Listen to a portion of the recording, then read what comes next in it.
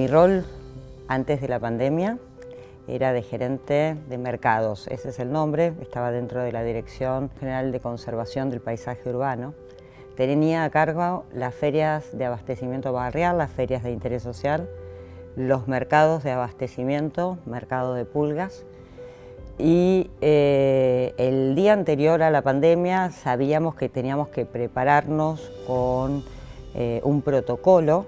En las ferias de abastecimiento asiste mucha gente, lo mismo que en los mercados de abastecimiento, y teníamos que prever un protocolo para la atención. Creamos todo un protocolo de ingreso, egreso, orden de la gente, y era un desafío enorme porque no había información, no había seguridades y no sabíamos si con lo que estábamos pidiendo o lo que estábamos haciendo era realmente seguro.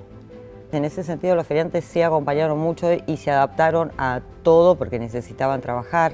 Yo tenía muchísima gente a cargo que iba a tener que estar ordenando todas estas situaciones y que me pedían y me exigían de alguna manera que les garantizara que no iban a pasar, que no se iban a enfermar. Y uno no podía garantizar. Entonces era feo ponerse, entonces le dije, miren, yo no les puedo garantizar absolutamente nada, somos funcionarios públicos, el funcionario no es solamente aquel que tiene un cargo, el funcionario somos todos, desde toda la vida la población estuvo esperando a que nosotros nos luzcamos en este momento. Este es el momento en que pasamos a ser, les decía en broma, o canillita o campeón.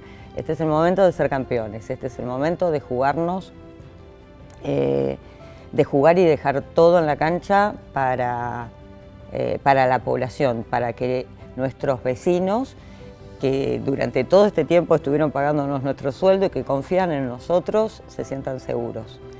Y bueno, hicimos toda una apuesta, una movida, mucha gente asistió, además muchísima gente en ese momento a las ferias y nos caía la desesperación de por favor que mantuvieran la distancia, que estuvieran ordenados, que bueno, fue tenso. Al mismo tiempo que íbamos generando y pintando las calles y haciendo, creo que en ese mes y medio debo haber dormido en promedio 2 horas por día. Durante este primer tiempo, hasta el 12 de mayo, sí, no habían tantas actividades. Igual yo estuve en calle desde el primer día porque los mercados de abastecimiento continuaron abiertos. Y también estuve en la formación de las UFUs, no desde el lado arquitectónico, sino ya de trabajo, es decir, cuando las UFUs abrieron, que eran las unidades febriles de urgencia, era en el lapso de abastecerlas, ordenar el personal, generar los horarios, estar ahí, obvio, estaba horas de horas. Mi experiencia en la UFU fue primero, nada, iban llegando, es decir, las UFUs comenzaron a trabajar antes de tenerlas coordinadas y armadas absolutamente, así que era sobre todo chequear las necesidades, si se llovía un techo, si faltaba algo, si la gente necesitaba alguna cosa más. Fue álgido desde ahí, con gente que acompañó del equipo, que se ofreció naturalmente, porque no era todos teníamos miedo, la verdad es que todos teníamos miedo y era más fácil trabajar con aquellos que por más que tuvieran miedo se ofrecían. Entonces a las UFUs hubo gente del equipo que directamente se ofreció y trabajó, y después el resto del equipo se dedicó a ir a los mercados que tenían que ir y después a armar esta salida en el espacio público. También yo, Raquel, estuve en los parques, pero en ese momento no había tanto permiso para salir a los parques, estoy hablando hasta el 12 de mayo. Bueno, fue todo un año de distintas aperturas, de distintos protocolos que se generaban, en donde además del trabajo que uno hacía, tenía que ir a dar o a ayudar. Obviamente me tocó estar alguna noche en hotel, me tocó generar, por ejemplo, cuando nos quedaba gente adentro de la UFU, que fuera mientras esperaba el resultado de sus análisis del testeo, que fuera a los hoteles, así que había también una coordinación ahí con la gente de los hoteles. Después, bueno, como decía, tuve que estar en las distintas aperturas, también en concientización en los parques, que circularan, que no se quedaran sentados, que recorrieran. Bueno, durante todo este 2020 fue la situación así, es decir, coordinando distintas aperturas. Empezó el primero River, cortito, chiquito, con las primeras vacunas en enero de 2021, pero en febrero 2022 es que abren los mega vacunatorios y ahí me tocó estar al frente de la coordinación del mega vacunatorio Roca, que queda allá en Lugano, justo muy cercano a donde yo había estado trabajando con la UFU. Yo había estado con la UFU en el Grierson, físicamente, y bueno, fue la apertura de los mega vacunatorios y fue álgido. Un mega vacunatorio, nadie tenía la fórmula de cómo tenía que funcionar, por más que River sí estaba funcionando, pero cada apertura nueva es otra dinámica y íbamos a empezar a vacunar a más 80, esa gran franja etaria, y yo ya veía que no teníamos, que el espacio era demasiado amplio y no teníamos sillas de ruedas. Entonces, por favor, sillas de ruedas, y no llegaban porque la licitación y todavía llegaron 3 semanas más tarde. Pero en ese momento decíamos, bueno, ¿cómo vamos a hacer? Y recuerdo que estábamos aprendiendo un sistema donde había que cargar, etcétera, y llega, bueno, de más está decir que no habíamos dormido nada, preparando desde las sillas, la recorrida, cómo tenía que entrar, caminando, haciendo como simulacro, etcétera, de los distintos, para ver cómo iba a ser ese momento, pero nada, por más simulacro que hiciéramos, nada marcaba cómo iba a ser realmente. Así que, bueno, y ese primer día se nos cae el sistema. Las vacunas que llegaron más tarde, no quiero exagerar, no llovía ese día, pero era como que fue todo un caos, que de repente fue todo mal y veíamos que era algo que no nos habíamos anticipado, que era el comportamiento de la franja etaria de más 80, que si bien tenían el turno a las 8:15 de la mañana, estaban desde las 6:30. Entonces empezó a generarse una cola y nosotros, con todo esto que no teníamos, con la gente que iba a ser el primer día que estaba llegando tarde, con las vacunas que no habían llegado, con un montón de cosas, ¿cómo conteníamos a esta población que había tenido este comportamiento? Que obviamente, de más está decir que nadie había planificado que iba a ser así, y menos tantas horas. Por ahí habíamos dicho 7:30, pero no, 6:30 de la mañana ya teníamos cola de autos, sin tener sillas de ruedas. Así que bueno, ¿qué hacemos? Entiendo que cada mega vacunatorio tomó decisiones distintas porque no estábamos en contacto entre los megas vacunatorios, sí con las cabezas, pero no con contacto. Y bueno, por suerte nosotros tomamos la decisión de hacerlos entrar, y aunque sea que estuvieran sentados, y poder brindarles agua o algo en sala tipo de espera, utilizamos las sillas como un espacio para que estuvieran ahí mientras íbamos tomamos rápido la decisión de ir llenando formularios a mano y no esperar a que estuviera el sistema. Bueno, fue un día agotador, tremendo. Uno salió que le dolía el alma, no era un pie. Yo tenía mis primeros contadores de pasos y esa vez hice no sé cuántos kilómetros, creo que fueron 20 caminando. Sí, fue duro y después íbamos viendo las noticias y a mí me llegaban los felicitaciones, no colapsaron, felicitaciones, no colapsaron. ¡Upa! ¿Qué pasó? Y recién ahí poder ver una noticia. Y ahí nos enteramos que San Lorenzo había colapsado, que Obras había colapsado, que River había colapsado, que todos habían estado en una situación muy incómoda. Nosotros estuvimos incómodos, pero no llegamos a esa situación de colapso en ningún momento. Y en eso, nada, tuve un equipo que me acompañaba, que hoy somos amigos, nos conocimos ahí, pero en las malas uno ya creo que somos más que amigos, hermanos. ¿Cómo vi al gobierno de la ciudad? Bien, porque salíamos adelante. Yo me siento parte de eso y salíamos adelante porque le ponía cabeza, garra, fuerza y como les dije, a mí Roca no iba a colapsar y no colapsó. Dependía, o tenía la sensación de que mucho dependía de la actitud de uno y de transmitir y esa actitud a los demás. Siempre decían en mis charlas TED antes del inicio del vacunatorio de Roca que eran necesarias, porque para mí no era solamente la capacidad de uno, sino el valor de la energía que uno le pusiera y entender que estábamos en un momento bisagra de nuestra existencia. Había que salir a comerse la cancha, había que salir a dar de uno porque el resto de la población teníamos montones de personas. Y hablando de gobierno de la ciudad tiene mucha gente mayor trabajando, que está espectacular.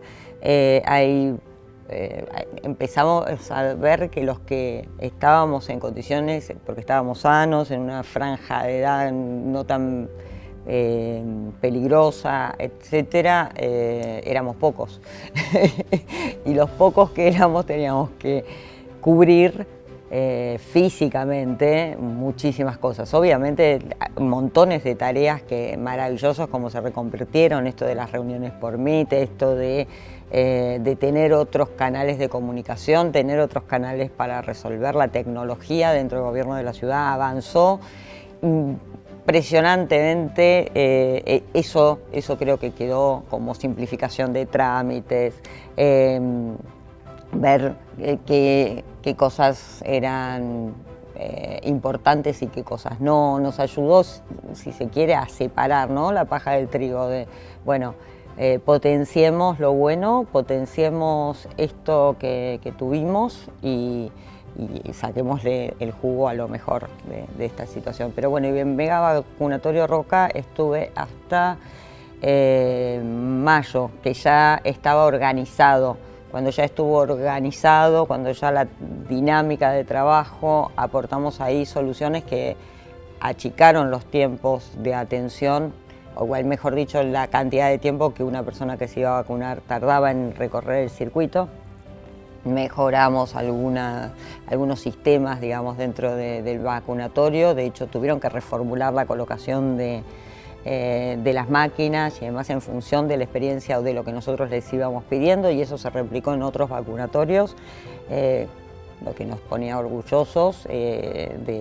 Rompimos récords de asistencia un par de días y de buena atención, y sobre todo nos emocionaban las cartas que llegaban y desde Uspallata nos contaban de alguna persona que había estado en estos vacunatorios, donde estaban agradecidos, donde decían que se sentía en el corazón el cariño, no solo la buena atención, sino que se hacía con mucho amor.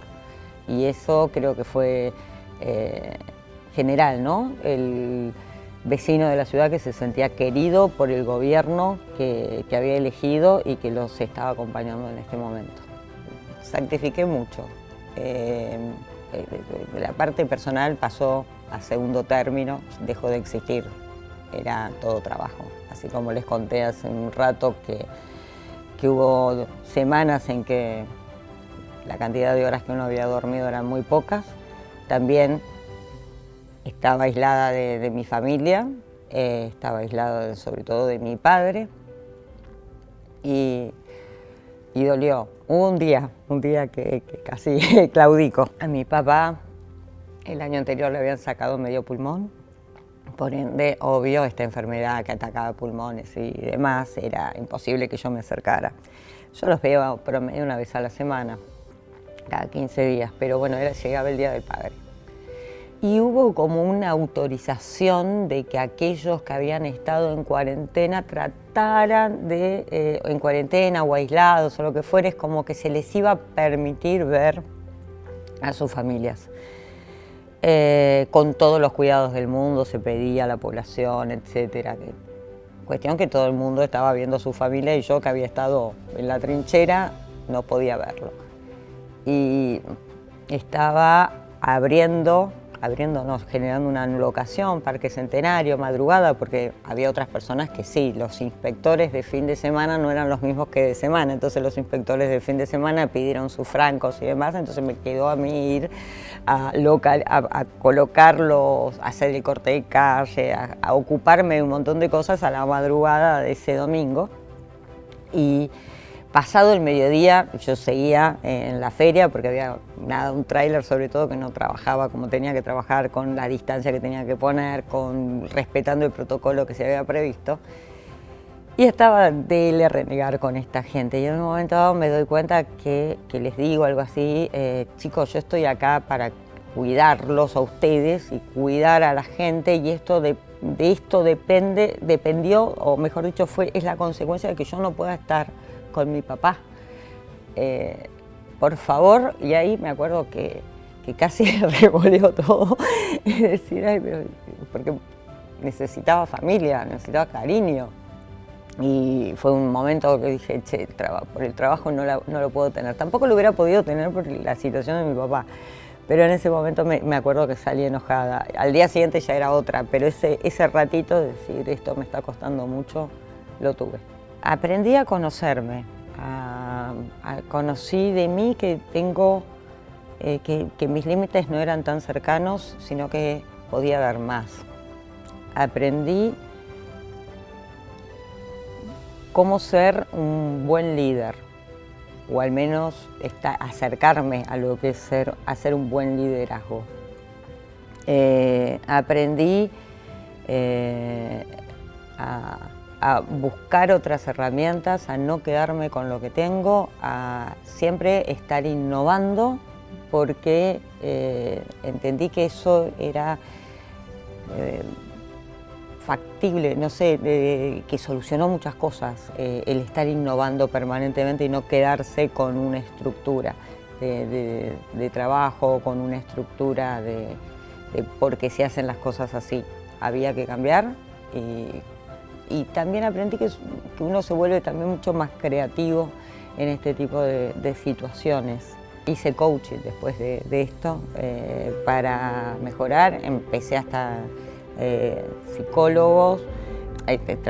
Tengo hoy, por ejemplo, hago terapia, que en ese momento no hacía. Entiendo que el coaching me ayudó muchísimo porque entendí que había herramientas de comunicación en mí que de repente no se plasmaban. Hablando de ser líder tenés que saber comunicar muy bien cuál es el objetivo y poder hacer que los demás te acompañen en esto, y para eso tenés que tener un buen lenguaje, explicar, saber cuál es el objetivo y poder transmitirlo. Y en eso me ayudó mucho el coaching, pero por eso digo, ver mis defectos, enfrentarlos y tratar de ser una persona mejor para los demás.